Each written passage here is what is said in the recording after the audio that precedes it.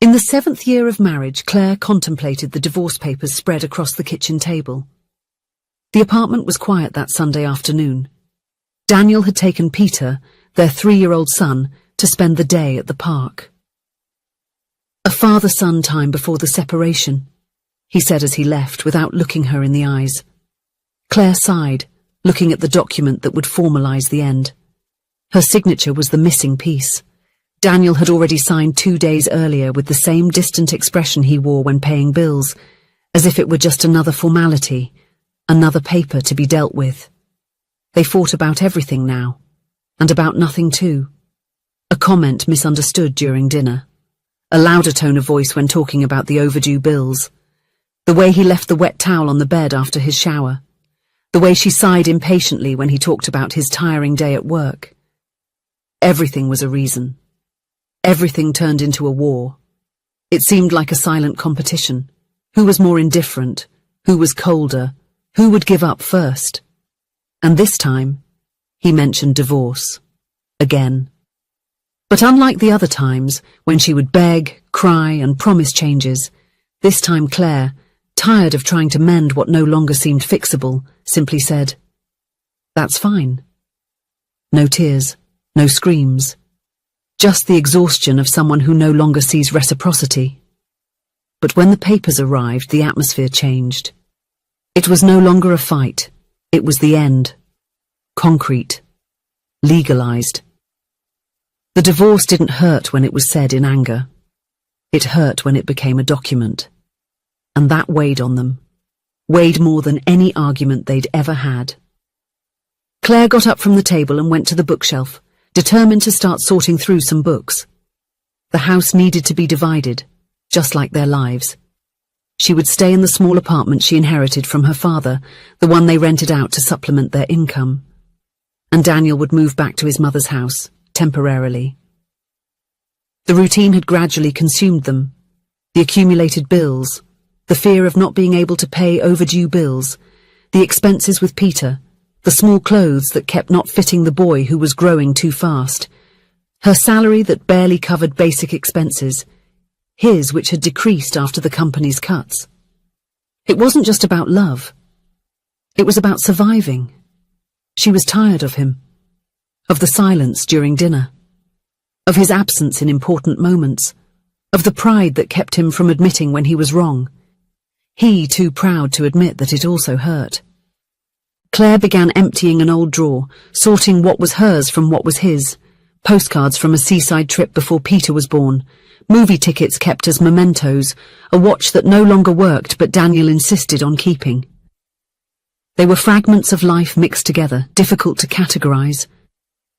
At the bottom of the drawer among old papers, she found the wedding album. A white cover, already yellowed with time with their names engraved in gold. Claire hesitated. Opening it seemed like an unnecessary form of torture, but something compelled her. With trembling fingers, Claire opened the album for the first time in years. The first photo caught her off guard. She and Daniel on the church steps, smiles so wide they seemed to light up the page. It wasn't the polite smile of formal photos, but the kind of smile that comes from within, that can't be contained.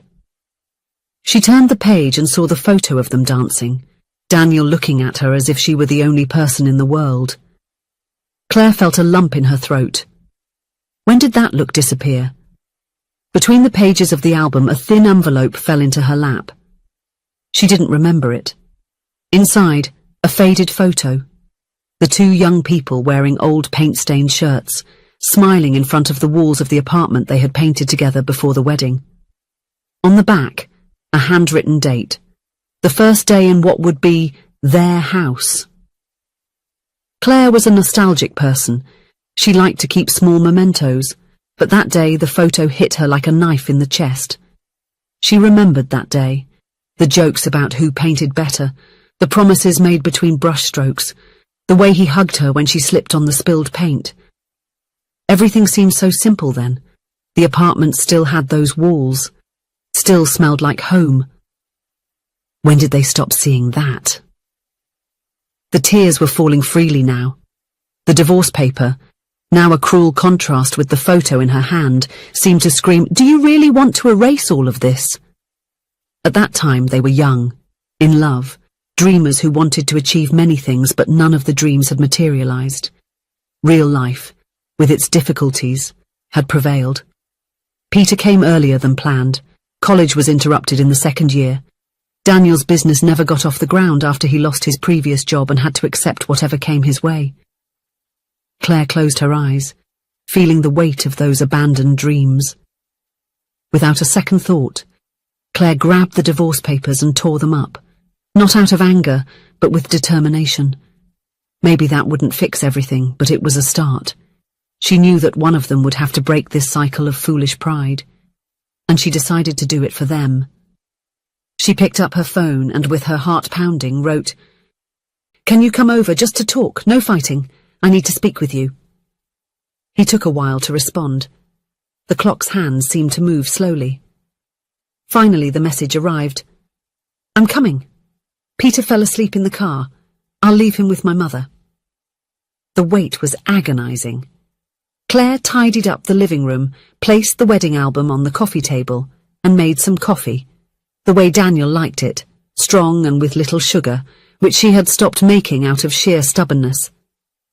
When the doorbell rang, her heart seemed to want to leap out of her throat. Daniel entered with an expression she knew well, guard up, ready for another battle. "Where are the papers?" That was his first question. Claire was upset about that, but she knew he was hurt too. This time, however, she wouldn't back down. She pointed to the torn fragments on the table. His expression changed. Surprise, confusion, and something else she couldn't decipher. "Why?" "I found this," Claire said, pushing the album towards him. "Look."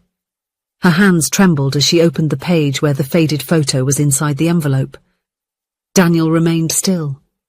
It was an image of them from years ago, young and carefree, with their clothes stained with paint from the apartment they painted together before the wedding. On the back, the date handwritten, a silent testimony to everything they had promised to be. "Remember?" Her voice almost disappeared.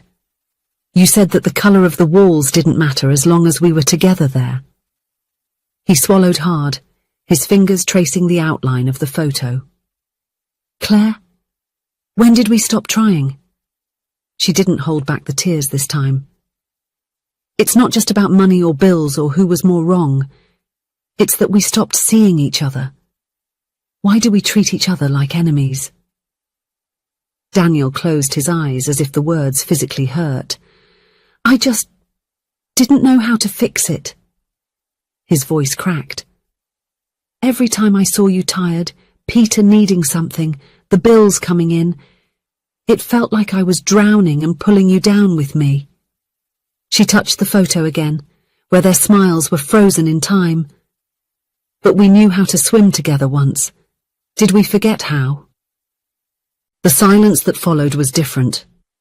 Not the emptiness from before, but something fragile and full of possibility. Finally, he pulled her close, his face buried in her hair.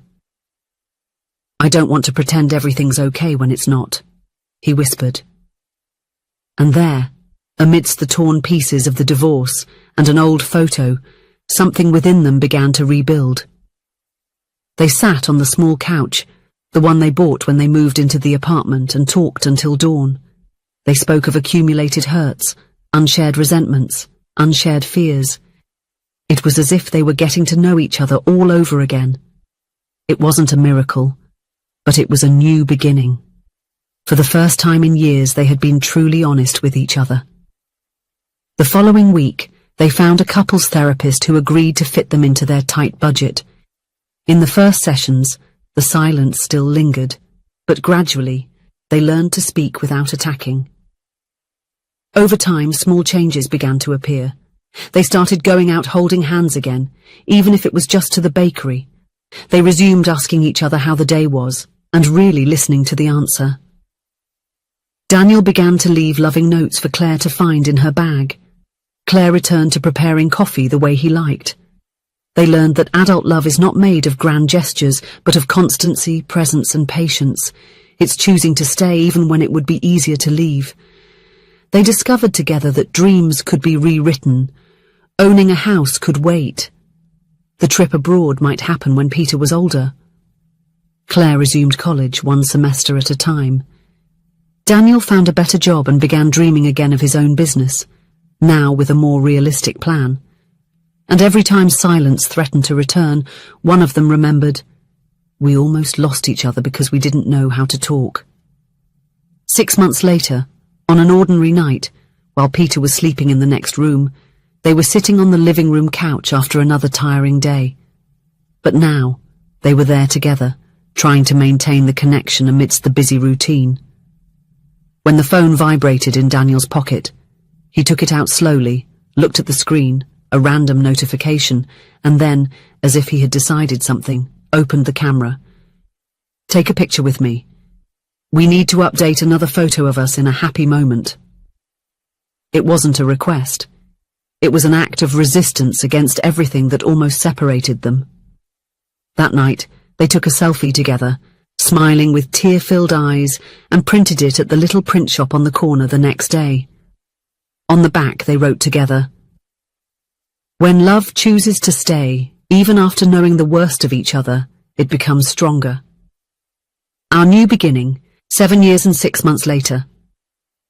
The photo was placed on the last page of the album, which was no longer dusty in the drawer, but occupied a prominent place on the living room shelf, as a daily reminder that not every new beginning needs a new love.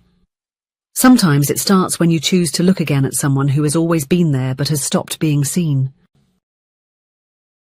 If you enjoyed the story, please leave a comment with a rating from 1 to 5 to show how much you liked it. Also, watch the video that is now appearing on your screen. See you soon.